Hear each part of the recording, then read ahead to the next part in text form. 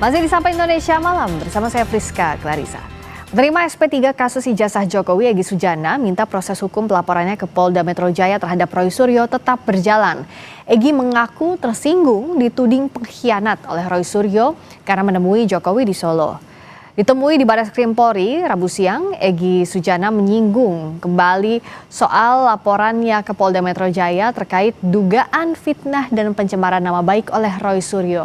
Egy dan Damai Lubis sebelumnya melaporkan Roy Suryo dan Ahmad Kozinudin karena merasa disindir oleh ucapan Roy soal kehilangan 2 tuyul. Egy bilang Roy harus menjelaskan maksud kalimat membeli sehingga tidak masuk dalam fitnah dan pencemaran nama baik. Egy juga bilang membuka kesempatan jika pihak Roy ingin minta maaf, namun ia pastikan hukum berjalan terus. Pengkhianat telah membeli. Ada diksi kata membeli.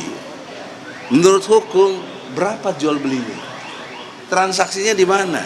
Berapa besar saya dibeli?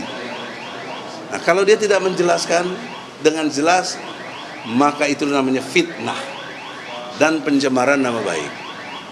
Harus rela dong diadili. Jangan nggak rela, jangan pakai jelasin maksudnya. Hukum tidak ada maksudnya. Hukum itu exactly apa yang tertulis, dan hukum adalah produk dari moral bangsa kita. Langsung saja kita perbincangkan bersama Damai Hari Lubis, penerima SP3 kasus ijazah yang juga Ketua Korlabi, dan ada Abdul Ghafur Sangaji sebagai pengacara Roy Suryo. Terima kasih sudah hadir kembali di Sapa Indonesia Malam. Kita masih membahas bab tambahan dari kasus ijazah Jokowi. Nah, soal laporan ketersinggungan tadi ada Bung Damai juga kan di sana. Nah, bisa diceritakan Bang Damai, kenapa sih ini perlu diteruskan laporan polisinya soal ketersinggungan yang dialami oleh Bang Egy? Jadi begini, ini juga kebetulan menyangkut saya juga ya. Karena pertanyaannya kepada Bang Egy kan. Ya, dan juga Bang Damai juga tadi. Gitu. Ya. Karena saya nggak ngelaporin Roy. Yang saya melaporkan Bang Egy. Tadi kan mendampingi juga ke sana ya. Mendampingi, cuma saya memang melaporkan AK. Kasusnya hampir sama. Dengan Bang Egy. Bang Egy juga melaporkan AK. Ahmad Kozinudin. Ya. Ahli non litigasi. Jadi saya katakan bahwa jelas saja Bang Egy curiga tersinggung. Kalau curiga itu sudah dia buktikan dengan pelaporan ya, bahwa dia tadi yang dia katakan itu, saya juga nggak mau oper persepsi. Dia bilang kalau memang dia dibelinya berapa, kan ada transaksi, ya kan gitu. Dibelinya berapa, terus apa buktinya, di mana, karena apa kan gitu ya. Kenapa sih pertanyaan tadi kok dilaporkan? Ini kan ingin membersihkan nama baik, karena itu kan sebuah sejarah buruk bagi Egy dan juga mungkin bagi saya. Karena apa? Saya ikut di situ. Artinya kita kan sejarah nanti mencatat, apalagi yang mencatatnya ini adalah orang-orang lawan kita ini, atau publik umumnya boleh membuat sebuah buku. Apa tulisannya? Ya kan, Egy dibeli, DHL pengkhianat, gitu kan? Ini disatukan seperti itu, karena kalau dibicara tadi ada 2 tuyul kan, mungkin tuyul yang satunya saya kan gitu. Nah, jadi sebetulnya memang Bang Egy itu perlu untuk mentuntaskan permasalahan hukum. Kalau dimaafkan secara manusiawi itu dia maafkan, tapi hukum harus tetap. Nah, namun saya himbau kepada Roy ya lebih baik minta maaf, karena itu akan mengurangi hukuman. Silakan dijawab. Ini akhirnya ya masuk proses hukum karena minta maaf tidak mengurangi. Ya setidaknya mengurangi tapi tidak menghentikan proses hukum. Ya, jadi gini Mbak Audrey ya. Mbak Friska ya. Jadi kalau kita lihat efek daripada selembar ijazah ini memang luar biasa efek besarnya ya. Kita sebut ini snowball effect. Efek bola salju yang terus menggelinding. Karena memang dari awal Pak Jokowi tidak punya itikat baik untuk menyelesaikan kekisruhan ijazahnya beliau yang dipertanyakan oleh Mas Roy, Bang Rismon, Dr. Tifa, dan kemudian 3 tersangka lain pada klaster yang pertama, dan juga itu adalah klien kami, itu tidak memberikan kepastian terkait dengan ijazahnya.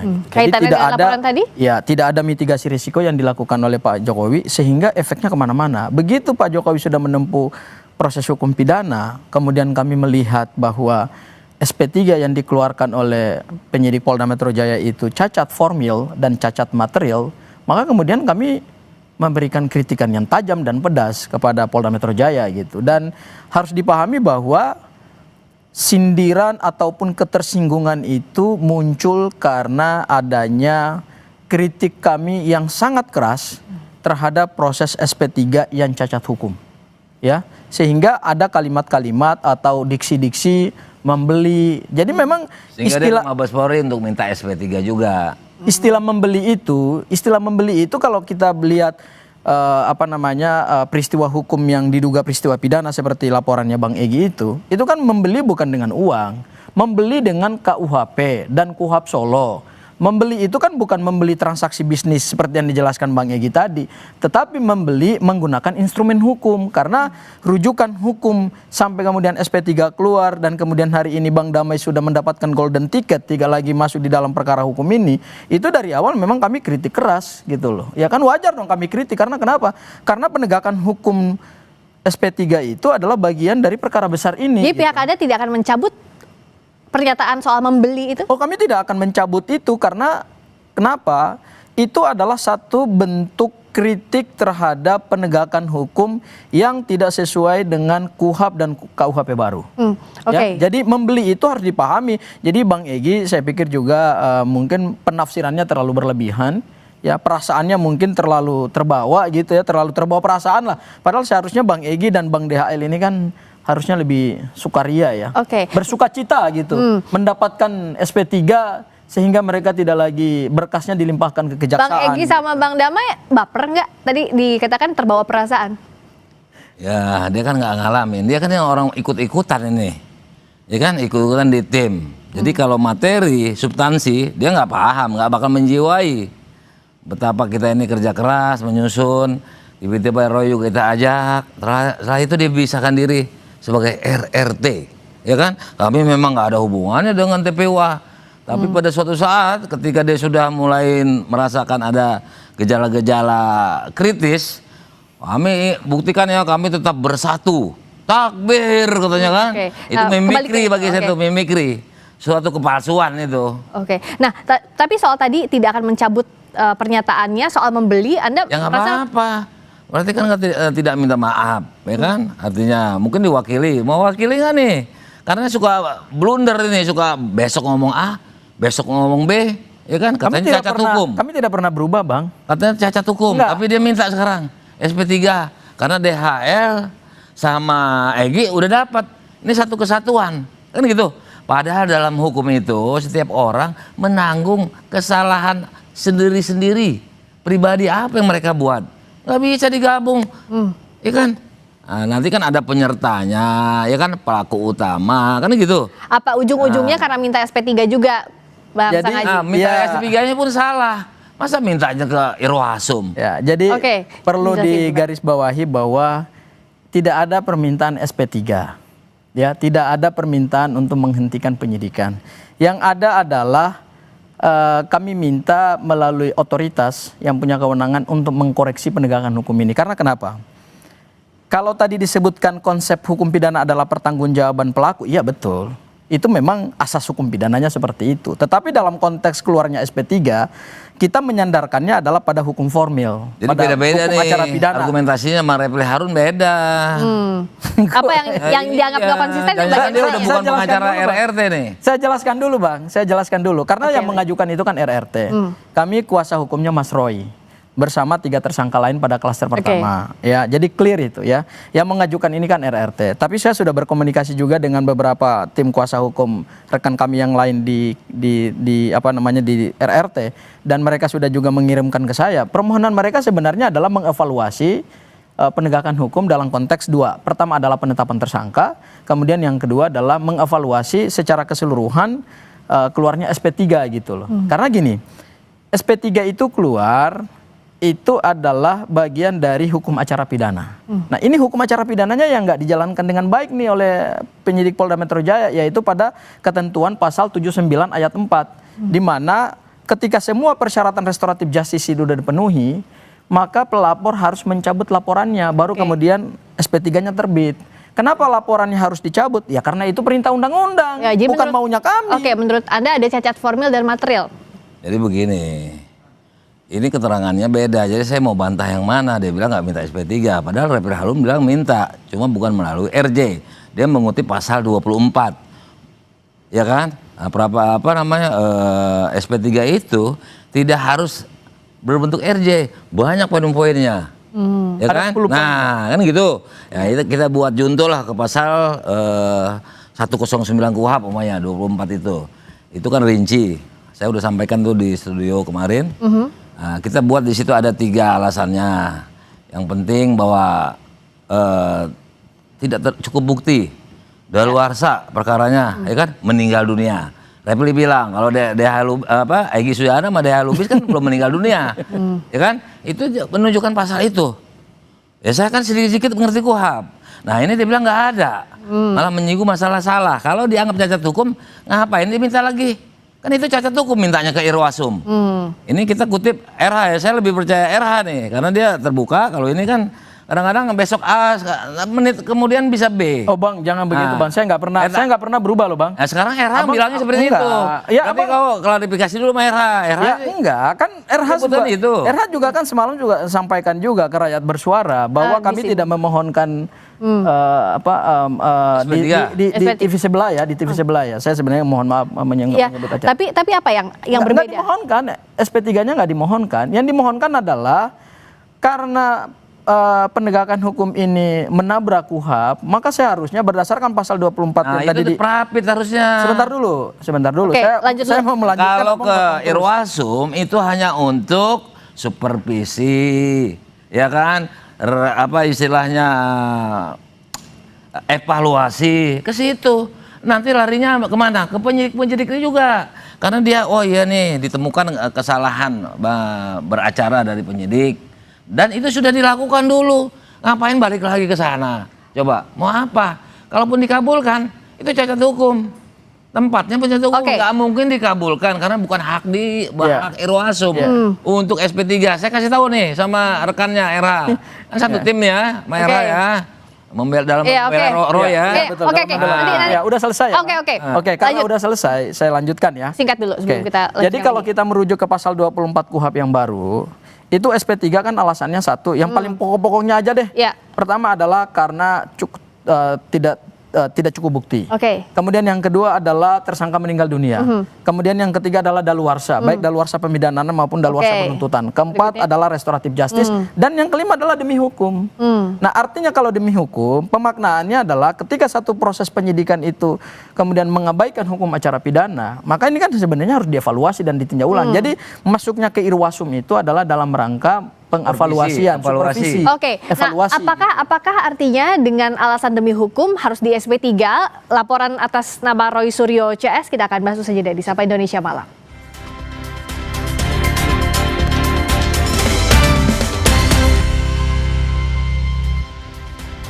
Kembali lagi di Sapa Indonesia Malam, masih bersama Damai Hari Lubis, penerima SP3 kasus ijazah, yang juga Ketua Korlabi, juga ada Abdul Ghafur Sangaji sebagai pengacara Roy Suryo. Jadi kalau menurut Bang Damai ini salah kamar apa gimana nih? Nah, jadi begini, menurut saya itu Refli Harun itu ibarat kita, ini analogi ya, punya uang banyak nih, mau simpan uang, tapi ke pesansip, ya kan, bukannya ke bank. Nah, dia minta SP3, itu datangnya ke Irwasum. Itu udah blunder namanya. Saya bingung juga itu. Apa cuma jaga ritme ya? Karena dalam artian gimana desakan dari dikembalikannya itu berkas P19, mungkin kan untuk menjaga itu atau mencari-cari, kita apresiasi tapi ya dalam rangka membela itu bukan seperti yang orang yang kepengen menggiring cleannya. Refli ingin membebaskan, saya salut di situ poinnya, itu substansi. Namun caranya salah polanya, gitu loh ya. Ke Irwasum itu hanya untuk evaluasi, ya kan, supervisi lah pembinaan ya, karena ditemukan. Tapi kalau SP3 ya mungkin segera dikeluarkan itu menolak kalau mintanya ada poin itu ya. Nanti kita lihat lah ya. Tapi kalau dia Refli itu mengupas pasal 24 KUHP itu udah otomatis untuk SP3 kan gitu. Cuma tidak mau RJ karena RJ itu adalah salah satunya cara melepaskan tersangka dari tuduhan. Ya. Itu. Kalau dianggap tadi salah alamat untuk mengajukan SP3-nya ya Anda sudah bersiap untuk langkah lain atau gimana? Atau ya coba dulu aja SP3-nya? Oh enggak. Ada hubungannya sama RH. Yang pasti adalah klien kami, Mas Roy dan 3 tersangka lainnya di klaster pertama itu tidak ada opsi untuk restoratif justice. Tidak ada opsi untuk menempuh yang dilakukan oleh Bang DHL, oleh Bang ES, pergi ke Solo bertemu Pak Jokowi, kemudian salaman tanpa meminta maaf, lantas dianggap sudah selesai. Oh, nggak akan seperti itu. Artinya fokus kami hari ini adalah memperkuat Kalau pembuktian. dimaafkan boleh, saya kan minta maaf. Kalau dimaafkan, kalau minta maaf, Ya kalau gini, nggak mau. tapi yang pasti tidak akan ke Solo. Tapi kalaupun Pak Jokowi memberikan opsi memaafkan, ya itu haknya Pak Jokowi. Monggo aja silahkan.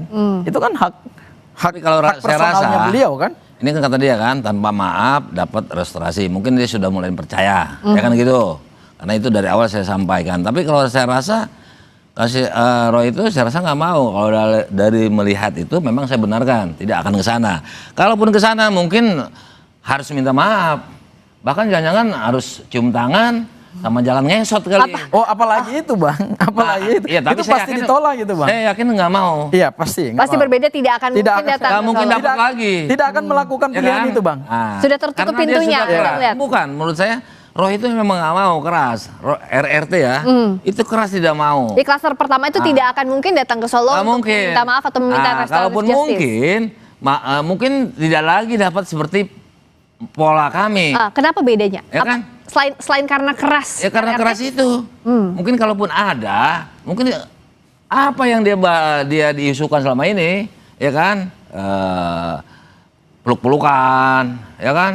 Maksudnya? Terus minta maaf. Oke. Saya rasa Roy nggak bakal mau. Oke. Apalagi ditambah dengan ngesot.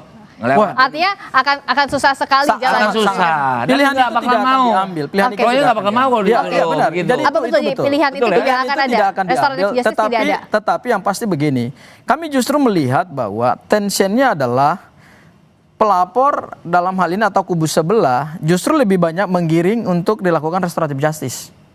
Kubu sebelah ini yang mana? Ya, kubu sebelah. RRK apa RRT?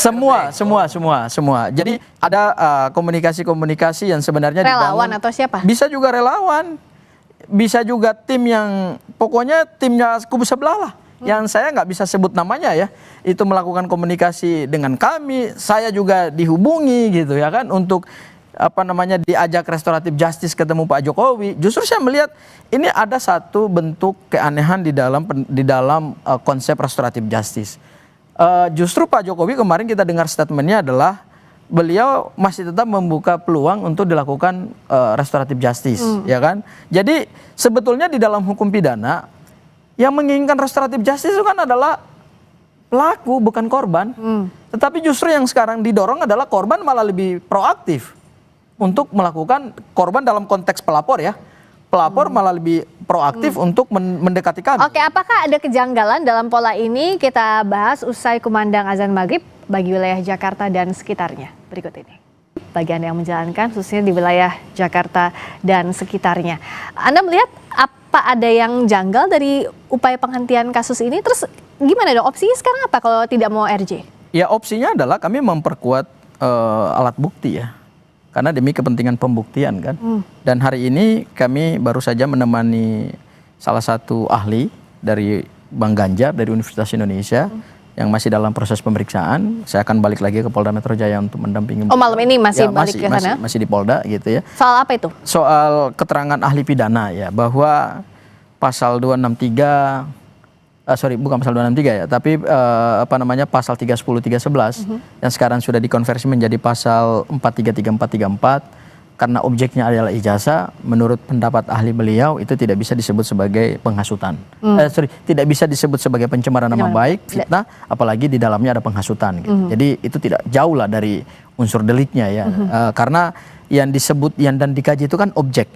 Objek itu kan objek ijazah, tidak melekat harkat dan martabatnya gitu kan. Kecuali ijazah itu punya harkat dan martabat. Sementara yang dilindungi di dalam hukum pidana terkait dengan pencemaran dan fitnah itu kan adalah harga diri seseorang sebagai pribadi kodrati atau naturally person yang oleh Tuhan memang diciptakan dan harus dilindungi oleh undang-undang gitu ya kan.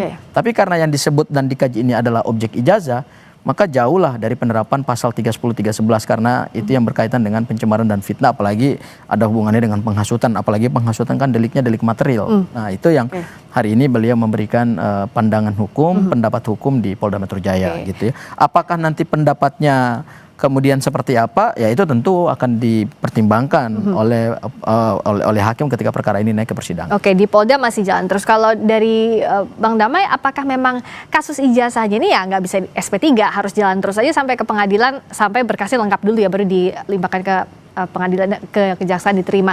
Atau harus berbarengan juga dengan laporan yang disampaikan oleh Bung Egy dan juga Bang Damai tadi soal ketersinggungan dari kubu Roy? Kalau saya sih berharap secara hati ya, itu kan teman-teman saya. Artinya berjuanglah sebaik-baiknya untuk melepaskan diri. Hanya cara, pola, atau metode kawan-kawan ini sampai sekarang belum seperti gambaran saya bagaimana cara membela diri. Termasuk Refli Harun. Ya kan, tidak menyebutkan apa asas legalitas mereka, apa legal standing mereka, sehingga ingin melakukan perjuangan ini yang menurut mereka perjuangan tentunya kan, bukan suatu kejahatan. Itu yang belum singgung, hanya menuntut pasal ini seperti yang diulang tadi 310 ini. Itu kan perdebatan material, itu di pengadilan berarti kan naik. Kalau saya enggak, apa legal standing kami, apa asas legalitas kami sehingga kami dijadikan tersangka. Kok kami mau dihukum sementara kami sedang menjalankan undang-undang ius consistem, hukum yang harus berlaku. Bahkan dalam undang-undang tipikor dikasih hadiah rakyat itu yang bisa membantu membongkar. Nah, itu ya. Jadi jalannya nggak bagus menurut saya. Memang tidak mengerti tentang masukan-masukan yang saya masalahnya Bang DHL. Ini saya dulu ngarahkan. Jalan yang Anda ambil itu kan ketika diambil alih oleh mereka ini, ilmu saya udah nggak nyambung. Masalahnya gitu jalan yang diambil oleh Bang DHL ini kan adalah pada saat beliau ditetapkan sebagai tersangka, beliau tidak memperjuangkan apa yang beliau yakini dari awal bersama teman-teman ini. Karena inilah tidak mengerti. Karena kekompakan itu kan ada bersama teman-teman yang ada kamu nggak tahu dalam klaster ini orang luar ini. Kebetulan akhirnya Bang DHL ya kami bilang ya kalau kata teman-teman itu kan mengambil jalan sendiri kemudian balik tidak lagi ingin jadi tersangka gitu. Bang DHL nggak berani ke proses persidangan untuk membuktikan apa yang sebelum mendapatkan RJ itu beliau tuduhkan. Ngomongnya baru berhenti nih, tutup mulut ini. Silakan Bung Damai. Nah, jadi gini, tanda-tanda mereka nggak ngikut saya ya. Kalau Kurnia masih ngikut pertama, masih bisa dilihat di BAP-nya, ya kan? Dasar dia adalah Undang-Undang Polri pasal sekian. Jadi bukan pasal-pasal tuntutan, tapi ketika di-tackle sama dia, di-handling sama dia nih, ya kan, berantakan. Dan saya juga nggak bisa. Memang tanda-tanda mereka ingin meninggalkan saya dengan Egy, mengkhianati saya dengan Egy, tanda kutip ya, sudah ada. Pak Jokowi lapor tanggal 30, 2 Mei mereka kumpul membuat suatu agenda. Saya hadir di situ, jiwa besar saya hadir. Foto saya nggak ada, Egy nggak ada. Kalau Bang DHL ini sejarah nih, ya kan? Di Gedung Juang, semua yang tidak ada hubungannya dikasih bicara. Tapi intinya udah mulai itu.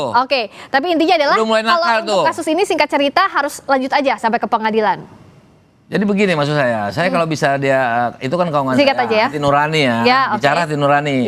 Cuma dengan pola pembelaan mereka ini, perkara ini pasti naik. Kita akan lihat apakah pasti naik atau tidak, dan lanjutkan juga jalan yang ditempuh oleh kuasa hukum. Terima kasih banyak Bung Damai Haryolubis, terima kasih juga Bung Abdul Ghafur Sangaji. Terima kasih.